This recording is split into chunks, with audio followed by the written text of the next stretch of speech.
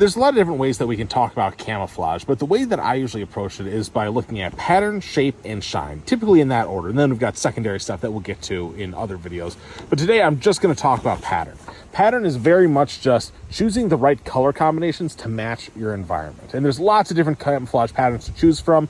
You don't even necessarily need to choose a pattern. You can just choose like a solid tan or green, flat green, stuff like that. And it usually does a pretty good job of just kind of having general earth tones and blending in, as opposed to higher visibility, more colorful colors. You know, we've got M81 Woodland is a great classic pattern for like Northeast wilderness. We've got the more desert tan, which is great for more desert type environments, but we have to make sure that we're applying these patterns correctly. You know, you wouldn't want desert in a dense dark wood, and you wouldn't want dark woodland patterns in the desert. You're going to stand out in inverted colors there. So we have to choose the pattern that matches what we want.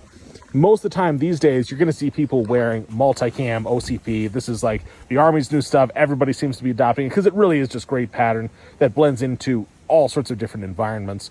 And this all sounds really self-explanatory, right? Like choose a color that matches your background. But I still see people wearing great patterns on their gear, on their body, but then their equipment is this super dark, high contrast stuff like this dark gray or this dark black and gray.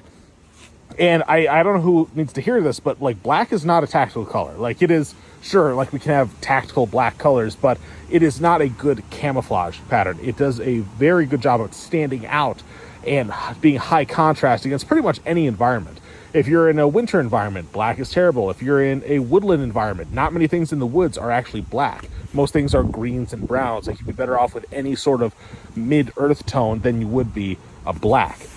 And if you say, oh, but like I'm in an urban environment, like urban environments aren't black either. Like, yes, there's asphalt, but you'd probably be better off with just something more of like a generic gray, green, or not gray preferably, but you know, some sort of like mid-tone green or khaki or tan, as opposed to this high contrast stuff over here.